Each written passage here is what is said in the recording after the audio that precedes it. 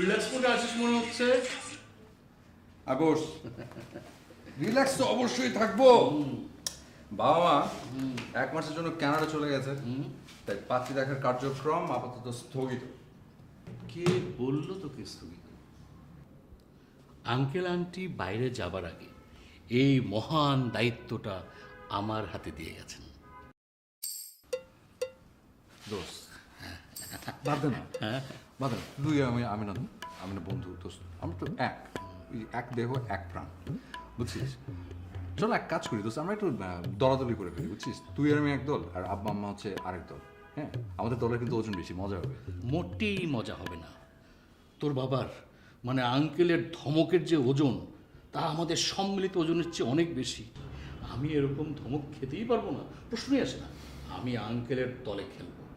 আর যেটা হবে, দায়িত্ব যখন নিয়েছি, দায়িত্ব অবহেলা করা যাবে না একদম।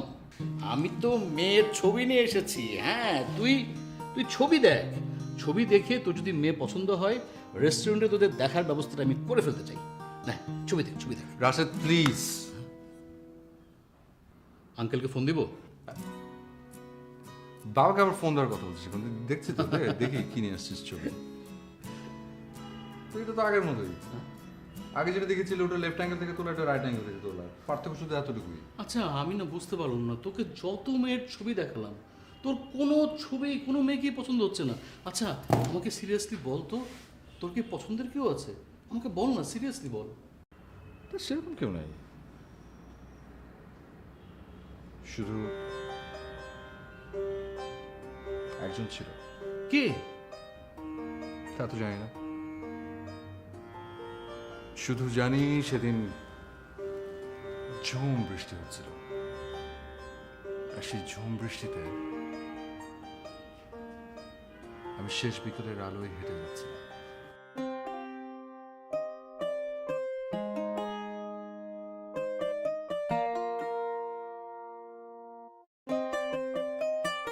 কিন্তু হঠাৎ করে কোথায় যেন হারিয়ে গেলাম আমি। বিশ্বাস কর, আমি ঝুম বৃষ্টিতে হারিয়ে যাইনি। আমি হারিয়ে গিয়েছিলাম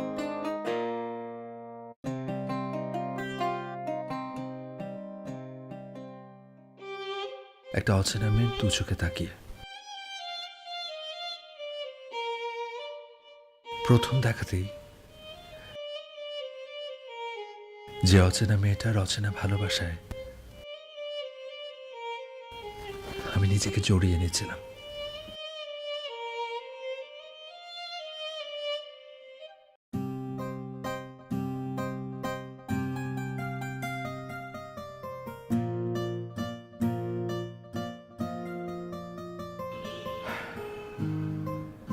এরপর মেয়েটাকে আর খুঁজে পাইনি। কেন, তুই বাসায় গিয়ে খোঁজ নিস? গিয়েছিলাম, পরে ওখানে গিয়ে জানলাম যে ওরা ওই বাসা ছেড়েই চলে গেছে।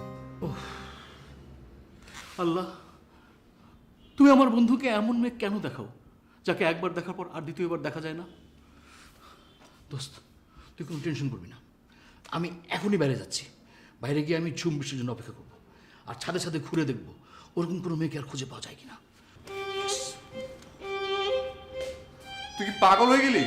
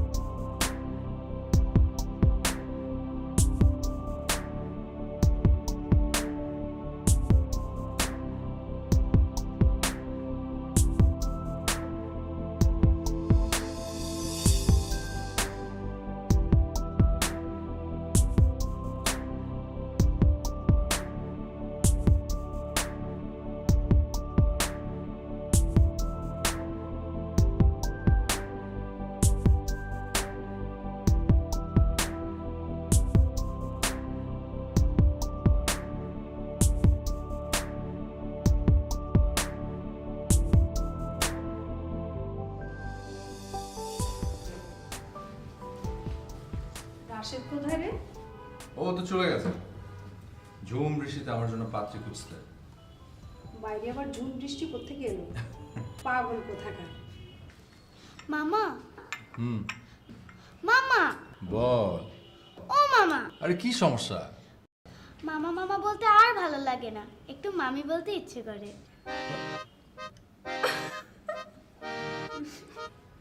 আবার শেষ পর্যন্ত তুমি এই বাচ্চা মেয়েটাকে আমার পিছনে লাগিয়ে দিয়েছো।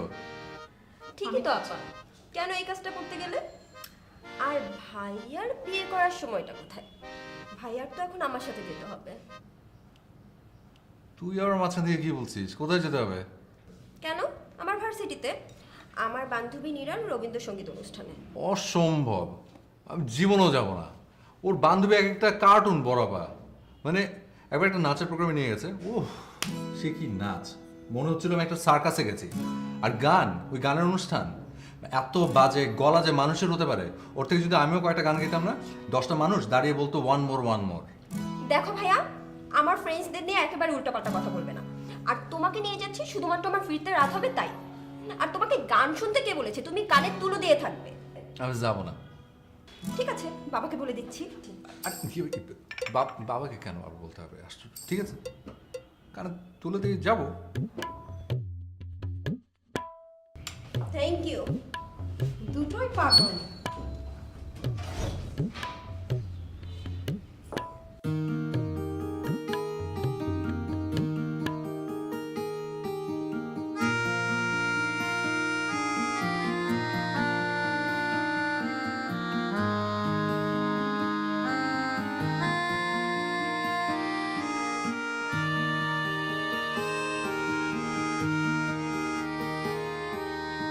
ভালোবাসি ভালোবাসি এই সুরে কাছে দূরে জলে স্থলে বাজায় বাজায় বাঁশি ভালোবাসি ভালোবাসি আকাশে কার বুকের মাঝে ব্যথা বাজে দিগন্তে কার কালো আখি আখির জলে যায় ভাসি ভালোবাসি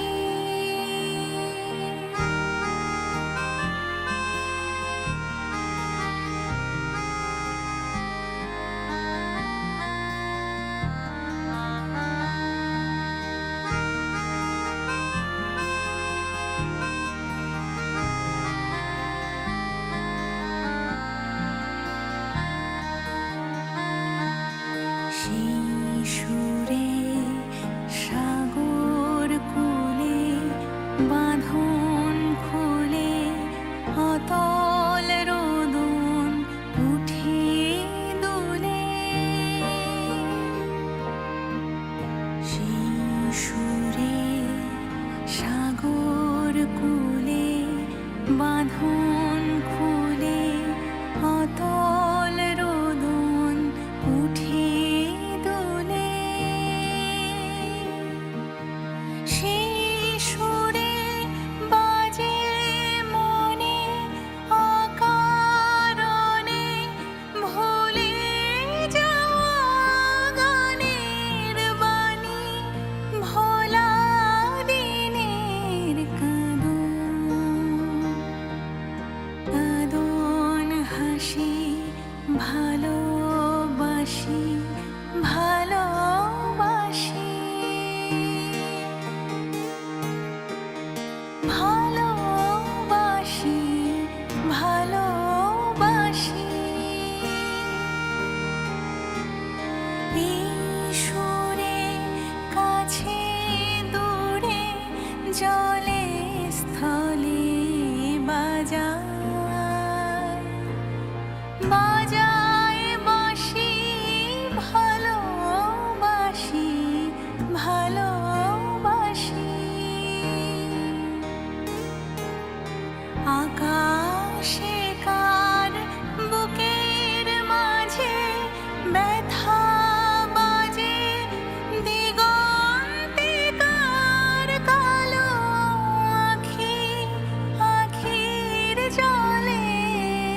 যায় ভাসি ভালোবাসি।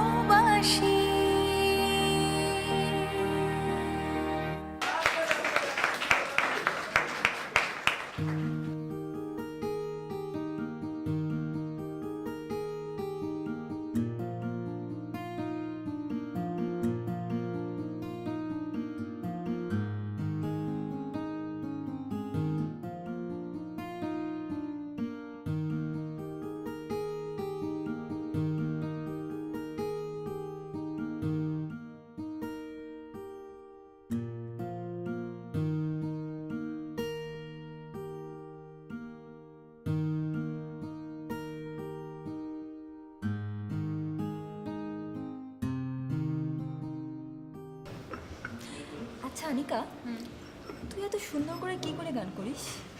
বাসায় যাওয়ার পরেও না আমার মনে হচ্ছিল তোর গান আমার কানে বাজে। তুই না আসলেই একটা জিনিয়াস রে। কিছুই না, সবই প্র্যাকটিস। বলে না, প্র্যাকটিস মেক্স ম্যান পারফেক্ট। ছোটবেলা থেকে বাবা অনেক প্রেশার দিয়েছিল আমাকে গান শেখা নিয়ে। বাবা বলেছে কখনো কোনো কিছুতে হাত দিলে সেটা 100% মন দিয়ে করতে। অবশ্যই প্যারাও ছিল। প্যারা? হ্যাঁ, সকালে স্কুল, দেন কোচিং, তারপর গান শেখা। তুই বুঝতে পারছিস কত প্রেশার? তবে তুই আসলে একটা পারফেক্ট মেয়ে। তুই একটু বস, আমি ফ্রেশ হয়ে আসছি।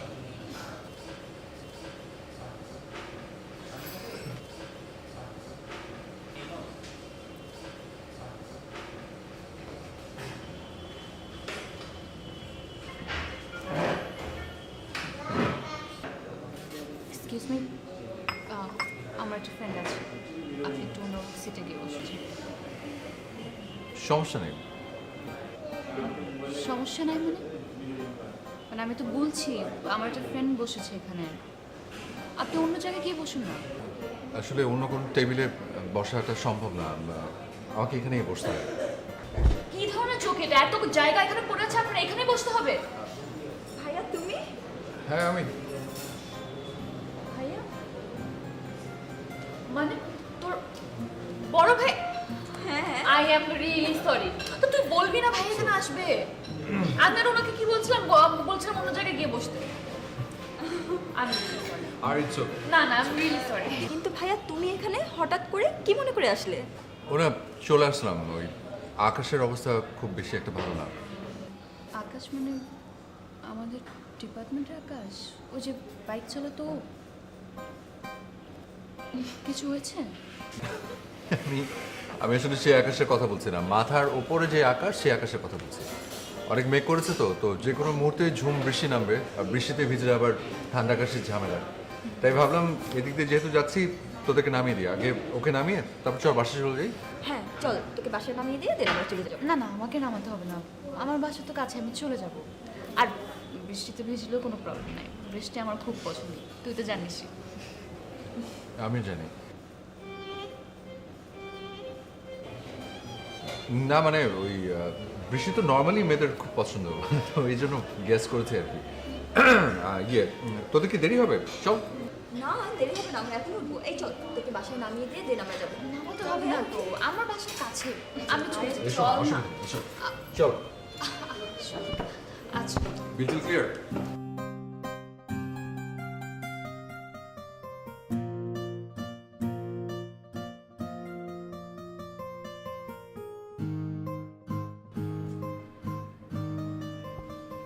আনিকা, আনিকা, বস। তুই কি একটা বিষয় খেয়াল করেছিস? এই যে আমাদের এত সুন্দর একটা পরিবার, অথচ এই পরিবারে শিল্প সাহিত্যের কোনো চর্চা নেই, যেখানে শিল্প সাহিত্য কিনা মেধা বিকশিত করতে সহায়তা করে। এই যে আমাদের এত সুন্দর কিউট মিষ্টি একটা ভাগ্নি, অথচ ওর মা মানে আমাদের বড় বোন হয়েছে একটা নিরামিষ, আর রাখতেও পারে শুধু একটা নিরামিষ। ভাইয়া ঠিকই বলেছো, আমাদের আমিষটাও ভীষণ দরকার। এই তো বুঝতে পেরেছিস। তো আমি ঠিক করছি যে আমাদের এই মিষ্টি কিউট ভাগ্নিটাকে কালচারাল সাইডে নিয়ে আসবো। এখন তুই আমাকে ভেবে বল যে ওকে কি শেখানো যায়। নাচ? নাচ ভালো, তবে ওই মুভমেন্টে লাফলাফি আছে তো, মানে একটু ইনজুরির ভয় আছে। তো এমনি বাচ্চা একটা মেয়ে, হাড়গুলো শক্ত হওয়ার জন্য একটু সময় লাগবে। তো এমন কিছু একটা ভাব যেটাতে ইনজুরির ভয় নেই।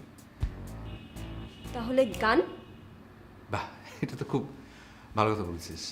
হ্যাঁ সেটাই, ওকে তাহলে আমরা গান শেখাই। তো গান শেখাতে হলে তো একটা টিচার লাগবে। তো দেখ তো একটু খোঁজ নিয়ে যে ভালো কোনো গানের টিচার আছে কিনা যে বাসায় এসে গান শেখাবে। গানের টিচার লাগবে কেন? নীরা থাকতে আবার গানের টিচার খোঁজো তুমি? তাই ও পারবে? পারবে পারবে, মানে নীরার থেকে ভালো আর কেউ পারবে না, এই ব্যাপারে তুমি শিওর থাকতে পারো। তাহলে দেখ, কথা বলে দেখ শেখাতে পারবে কিনা। ওকে ভাই, আমি এখনই ওকে ফোন দিচ্ছি, ও কাল থেকেই চলে আসবে। কিছু বললে? না চা বানা তো।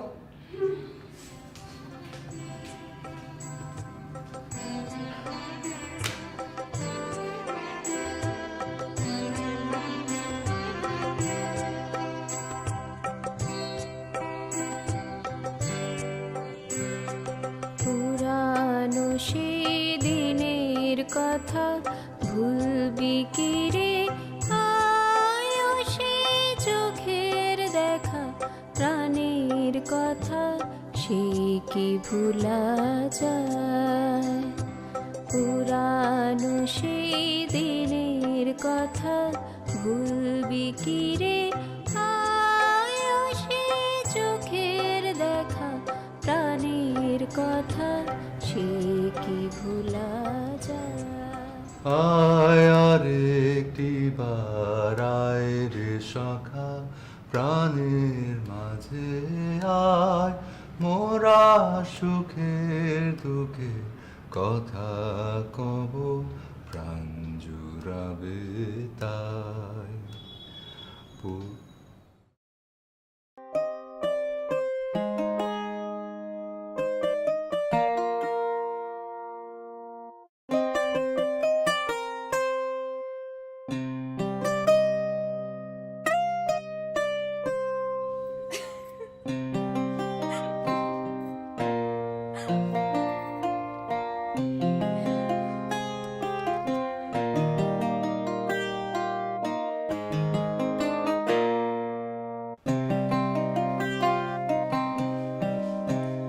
কিরে মা, কি নিয়ে তো ব্যস্ত? আয় না রে মা, দাবা খেলি। আজ তো দাবা খেলার জন্য কাউকেই পাচ্ছি না রে। বাবা, আনিকা চলে আসবে, ওর জন্য নাস্তা করছি, আর ও আসলে আমার বেরোতে হবে। চলে আস।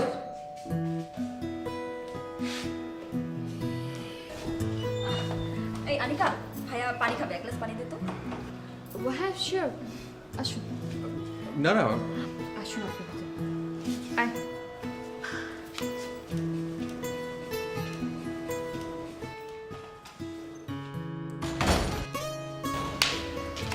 বাবা, আনিকার বড় ভাই। এসো বসো।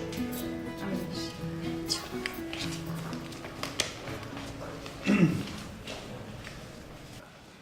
কি নাম তোমার? জি আমার নাম আদনান। আদনান। তা কি করো? আমি ফ্রিল্যান্সার, আউটসোর্সিংয়ের কাজ করছি। দাবা খেলতে পারো? দাবা? জি পারি। Good, very good. হ্যাঁ, তুমি এসে না খুবই ভালো করেছো। আমি না আজকে দাবা খেলার জন্য কোনো প্লেয়ার পাচ্ছিলাম না। আর আমার একটা বিষয় কি জানো, মানে দাবা খেলতে না পারলে না আমার ভীষণ অস্থির লাগে। আচ্ছা, তুমি কয় চাল পর্যন্ত যেতে পারবে? জি আচ্ছা ঠিক আছে, তোমাকে 10 চাল যাওয়ার সময় দিলাম। তাহলে শুরু হোক। Young man Adnan, please.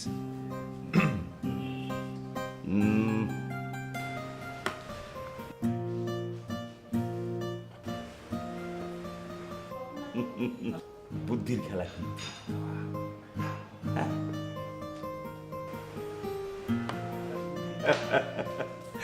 এবার তুমি তো বেশ ভালো চাল দিতে পারো।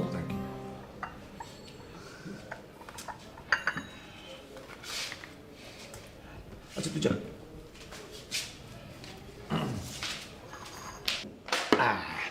এবার দাবা হলো বুদ্ধির খেলা, বুদ্ধি লাগে। চেকমেট।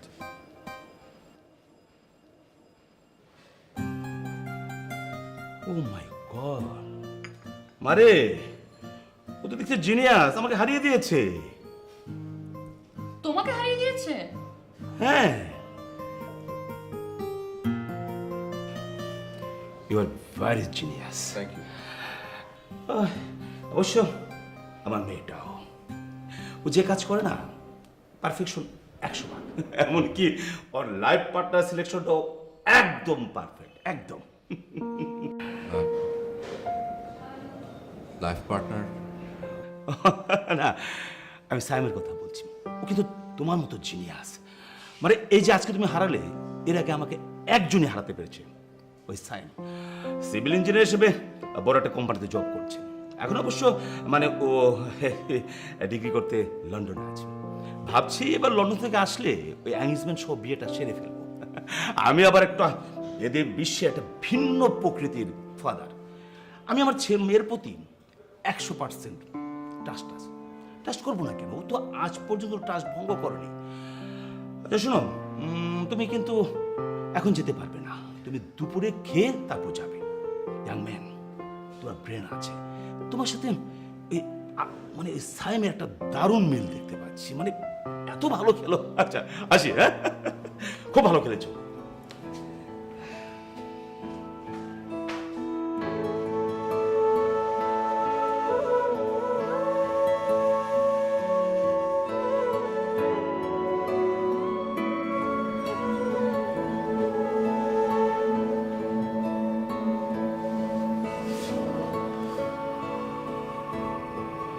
আনিকা, জি ভাইয়া। আমি বাসায় যাচ্ছি।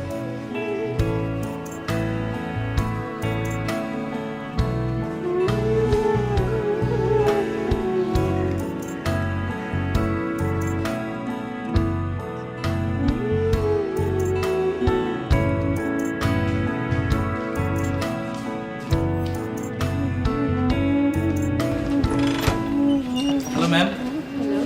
ম্যাম একটা পার্সেল ছিল আপনার জন্য। ম্যাম একটা সাইন করা লাগতো। ম্যাম আপনি আমাকে দেন, একটা সাইন করা লাগতো ম্যাম এখানে। এখানে ma'am. Thank you ma'am, have a nice day ma'am.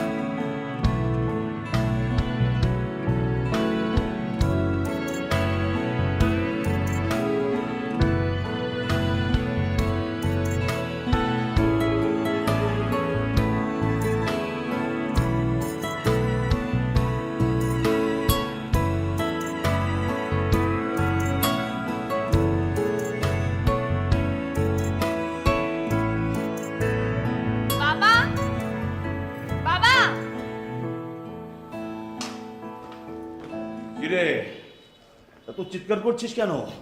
বাবা দেখো পাগলটা কি করেছে, কতগুলো গিফট পাঠিয়েছে। তাই তো। আচ্ছা দেখ ছেলেটার কাণ্ড, সেই লন্ডন থেকে এত জিনিস পাঠিয়েছে এখানে, পারেও ছেলেটা রে। আরেকটা সারপ্রাইজ আছে। আর একটা সারপ্রাইজ মানে সেটা আবার কি? নেক্সট মানডেতে ও দেশে ফিরছে। Next Monday? ও তো আরো পরে আসার কথা ছিল রে। এটাই তো সারপ্রাইজ বাবা, আই এম ভেরি হ্যাপি। আচ্ছা বাবা, আমি আনিকাদের বাসা যাচ্ছি, তুমি কিন্তু খেয়ে নিবে, আমার আসতে একটু দেরি হতে পারে। আমি করে নেবো, আমার জন্য চিন্তা করতে হবে। হ্যাঁ ঠিক আছে, তোমার জন্য গিফট আছে দেখো। মানে আমার জন্য গিফট?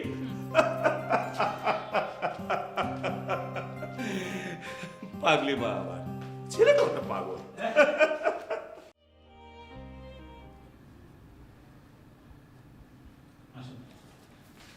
ভাইয়া আমাকে একটু নিরাতে বাসে ড্রপ করে এসো।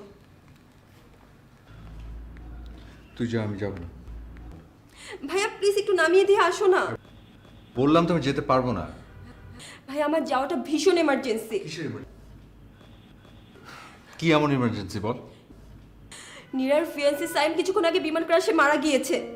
নীরা খুব সিক হয়ে পড়েছে।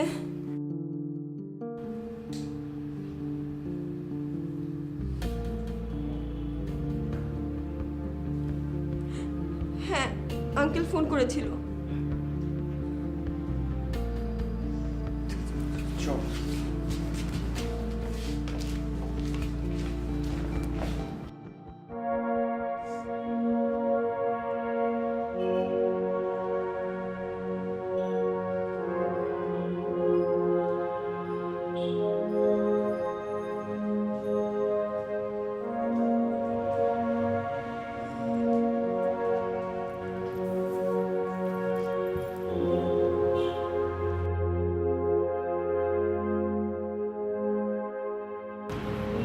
প্লিজ এভাবে ভেঙে পড়িস না, একটু শক্ত হ। দুর্ঘটনার উপর তো কারো কোনো হাত নেই না। আমাদের সবাইকেই একদিন না একদিন মরতে হবে, আর আমরা কেউ জানি না আমরা কিভাবে কে কোথায় মৃত্যুর মুখোমুখি হব। তাই বলে তো জীবনকে থামিয়ে দেওয়া যাবে না, জীবনকে জীবনের নিয়মে চলতে দিতে হবে। আমি জানি নীরা, তুই স্যামকে অনেক ভালোবাসিস। সেই ভালোবাসাটাই না হয় তোর বেঁচে থাকার শক্তি হয়ে দাঁড়াক। স্যামের ভালোবাসা নিয়ে না হয় তুই আবার সুস্থ স্বাভাবিক জীবনে ফিরে আয় নীরা। প্লিজ নীরা, এভাবে ভেঙে পড়িস না নীরা, প্লিজ।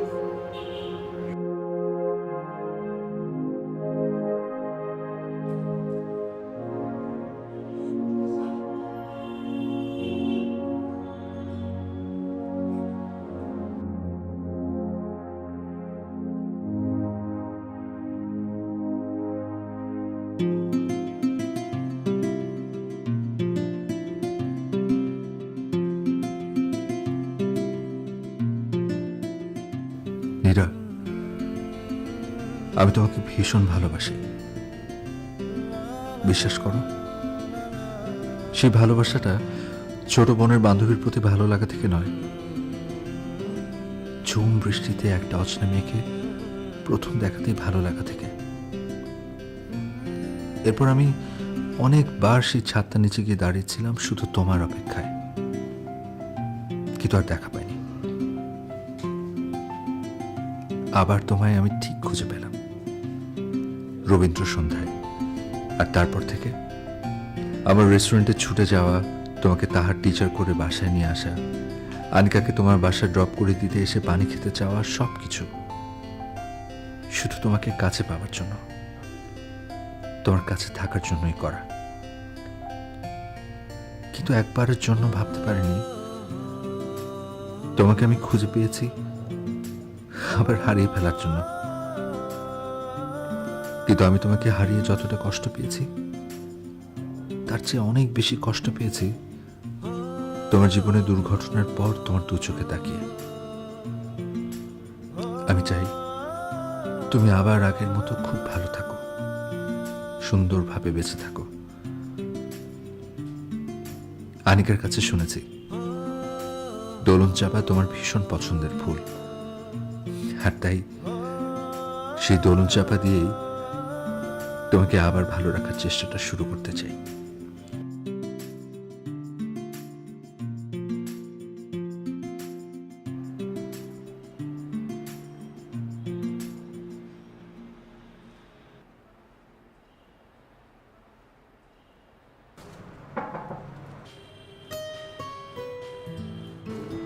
আসবো?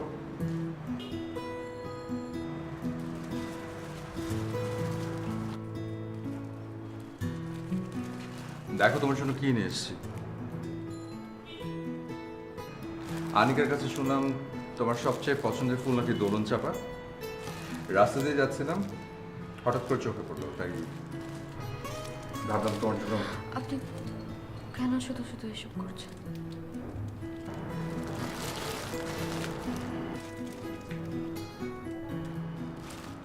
তোমাকে বেটার ফিল করানোর জন্য।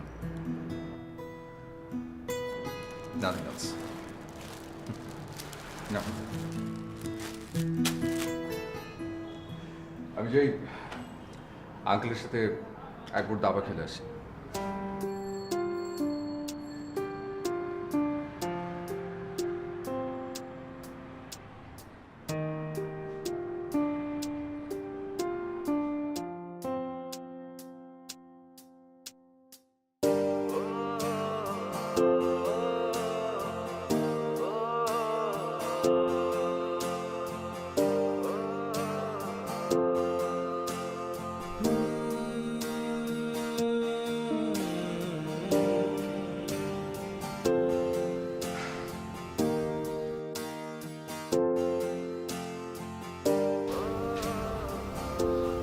আমি কিছুতেই মানতে পারছি না। তো বিশ্বাস কর, আমি যখন ওকে হারিয়ে ফেলছিলাম আমি ভীষণ কষ্ট পেয়েছিলাম, ভীষণ। কিন্তু এখন যখন ওর চোখের দিকে তাকিয়ে আমার কষ্ট দেখতে পাই, সেই কষ্টটা আমার হারিয়ে ফেলা ভালোবাসার থেকে হাজার হাজার গুণ বেশি। সেটাই তো স্বাভাবিক, যে সত্যিকারের ভালোবাসে সে তার ভালোবাসার মানুষের কষ্ট অনেক গভীরভাবে অনুভব করতে পারে।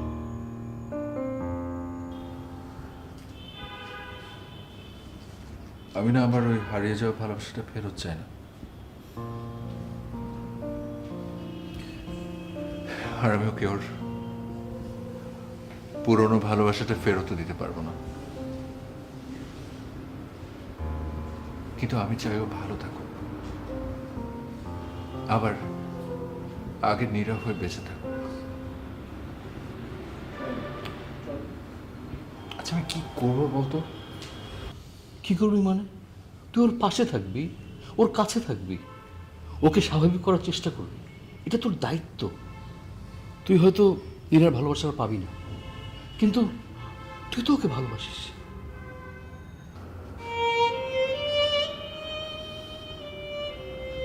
ঠিক বলেছিস, আমি ওর পাশে থাকবো, ওকে আবার সুস্থ করে তুলব, ওর মন ভালো করার চেষ্টা করে যাবো।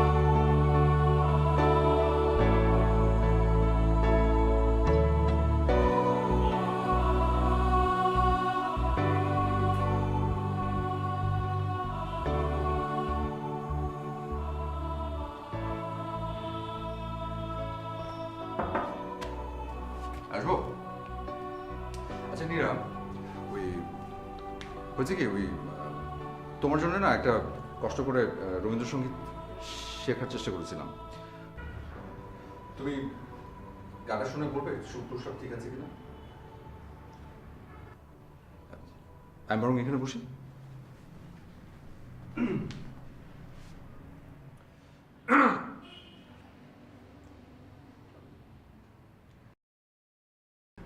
কেন মেঘ আসে হৃদয় আকাশে, তোমারে দেখিতে দেয় না।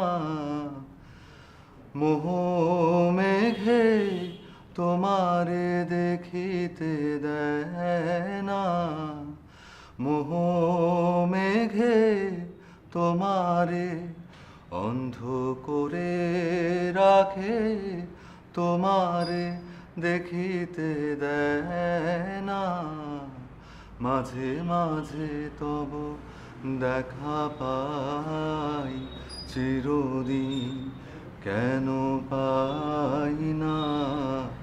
ক্ষণিক আলোকে আখির পলকে, তোমায় যবে পাই দেখিতে।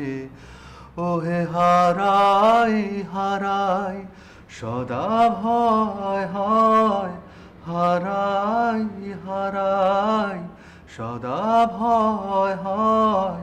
হারাইয়া ফেরি চকিতে আস না মিটিতে, হারাইয়া পলক না পড়িতে। হারাইয়া হৃদয় না জুড়াতে, হারাইয়া ফেরি চকিতে। মাঝে মাঝে তব দেখা পাই, চিরদিন কেন পাই না। মাঝে মাঝে তব দেখা পাই, চিরদিন কেন পাই না। মাঝে মাঝে তব।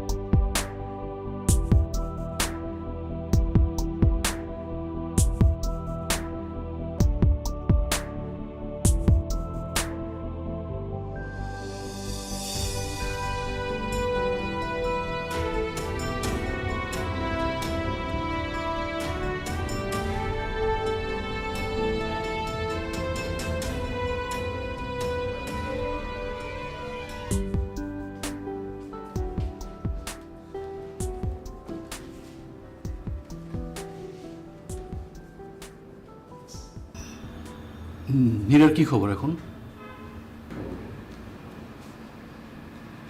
আছে, ভালো আছে, আর থেকে অনেক বেটার। তাই নাকি?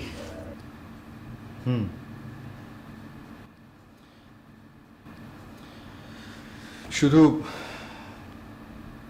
একটা বিষয় আমাকে খুব কষ্ট দিচ্ছে। কি? ও বলেছে ও আর গান করবে না, কিন্তু আমি চাই, খুব করে চাই যে ও আবার গান করুক। ওকে তোর ভালোবাসা কথাটা জানাবি না?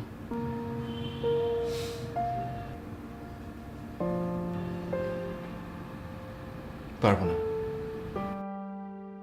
আমি চাই না ও আমাকে ভুল বুঝুক। ও ভালো আছে, সুস্থ আছে, এতে আমি খুশি। চল বেরোই। চল।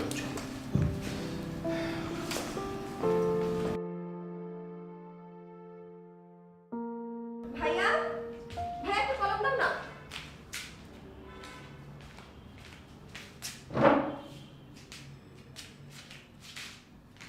বইগুলোর কি অবস্থা?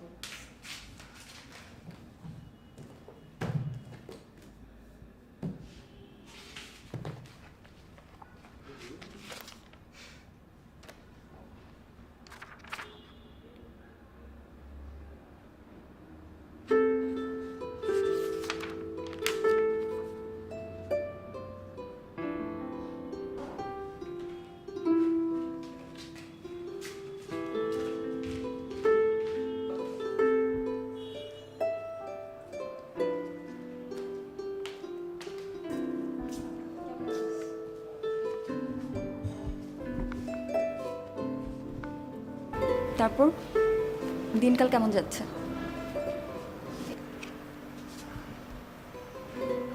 চলছে। আনিকা, তোকে একটা কথা বলবো, বাট কিভাবে বলবো ঠিক বুঝতে পারছি না। বল।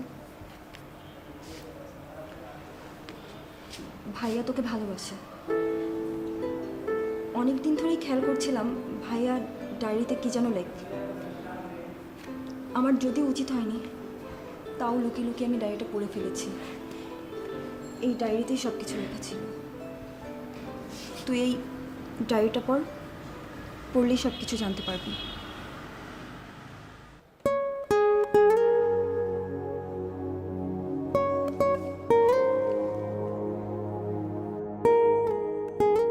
নীরা, আমি তোমাকে ভীষণ ভালোবাসি, বিশ্বাস করো।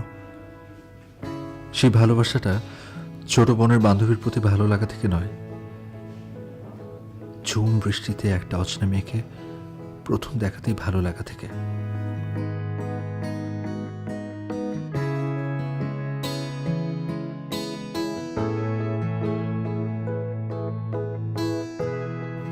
এরপর আমি অনেকবার সেই ছাদটা নিচে গিয়ে দাঁড়িয়েছিলাম শুধু তোমার অপেক্ষায়, কিন্তু আর দেখা পাইনি। আবার তোমায় আমি ঠিক খুঁজে পেলাম রবীন্দ্র সন্ধ্যায়।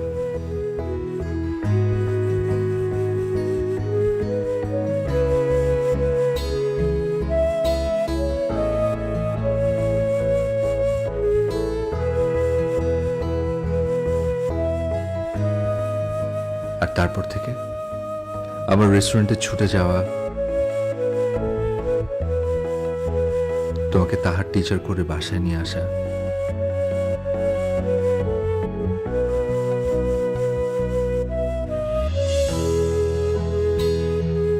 আনিকাকে তোমার বাসায় ড্রপ করে দিতে এসে পানি খেতে চাওয়া, সবকিছু শুধু তোমাকে কাছে পাওয়ার জন্য, তোমার কাছে থাকার জন্যই করা। কিন্তু একবারের জন্য ভাবতে পারিনি তোমাকে আমি খুঁজে পেয়েছি আবার হারিয়ে ফেলার জন্য। কিন্তু আমি তোমাকে হারিয়ে যতটা কষ্ট পেয়েছি, তার চেয়ে অনেক বেশি কষ্ট পেয়েছি তোমার জীবনে দুর্ঘটনার পর তোমার দু চোখে তাকিয়ে। আমি চাই তুমি আবার আগের মতো খুব ভালো থাকো, সুন্দরভাবে বেঁচে থাকো। আনিকার কাছে শুনেছি দোলন চাপা তোমার ভীষণ পছন্দের ফুল, আর তাই সেই দোলন চাপা দিয়েই তোমাকে আবার ভালো রাখার চেষ্টাটা শুরু করতে চাই।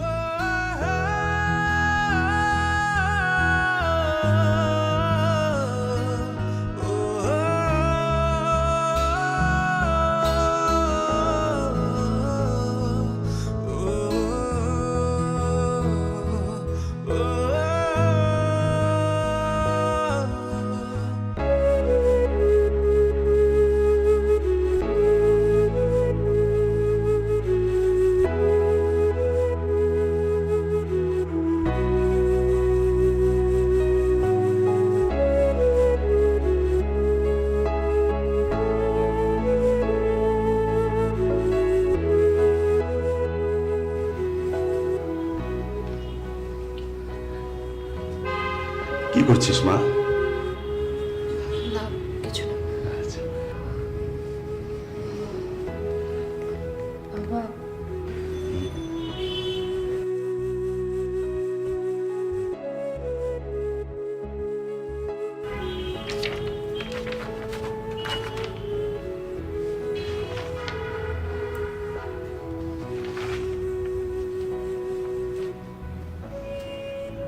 আদনান যে তোকে ভালোবাসে তা আমি আগে থেকে জানতাম। যেদিন ওর সাথে আমার প্রথম দাবা খেলা হয় না, সেদিন ওর চোখ দেখি তোর প্রতি ওর ভালোবাসাটা আমি বুঝতে পেরেছিলাম। আসলে আদনান খুব ভালো ছেলে মা, খুব ভালো ছেলে। ঠিক আছে মা।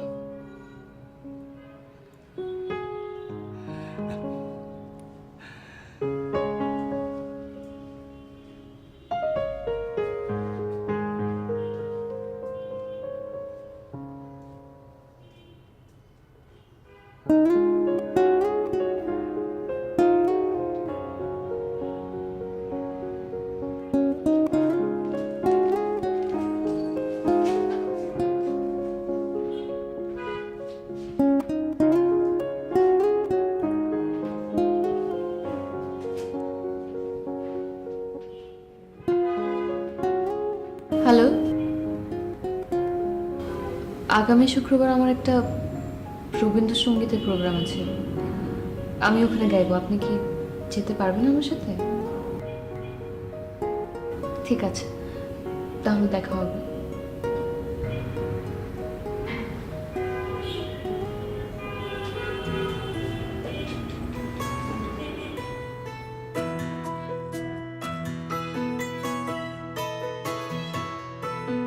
মাঝে মাঝে তবু দেখা পাই, চিরদিন কেন পাই না।